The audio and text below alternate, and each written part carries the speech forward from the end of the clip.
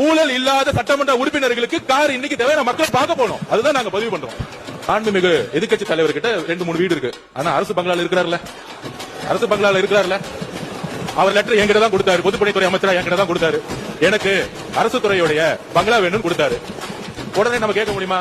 மாண்புமிகு எதிர்க்கட்சி தலைவருக்கு 2-3 பங்களா இருக்கு, அதனால அரசு துறை பங்களா கொடுக்க மாட்டோம்னு சொல்ல முடியுமா? எங்களுடைய முதலமைச்சர் சொன்னாரு, அவர் கோரிக்கை கொடுத்தாரு, உடனடியா கொடுத்துருவோம்னு சொன்னோம். அமைச்சர்களுக்கு கார் கொடுக்கப்படுது, வீடு கொடுக்கப்படுது, 4 உதவியாளர் கொடுக்கப்படுறாங்க. அப்ப சட்டமன்ற உதவியாளர் கிடையாது, சட்டமன்றங்களுக்கு வீடு கிடையாது. சட்டமன்ற உறுப்பினர்களுக்கு நீங்க உங்களுடைய தேர்தல் பத்திரத்துல கார்லன்னு சொல்லலாம், வீடுல சொல்லலாம், 10,000 ரூபாய் பணம் இருக்குன்னு சொல்லலாம். ஆனா எங்க கிட்ட பல்வேறு சட்டமன்ற உறுப்பினர்கிட்ட எங்க கட்சியில சொந்த வீடு இல்லாம இருக்காங்க, கார் இல்லாம இருக்காங்க.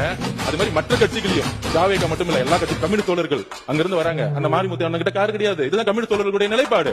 அப்ப ஒரு அறிவு பெறும் பொழுது இந்த கட்சியோட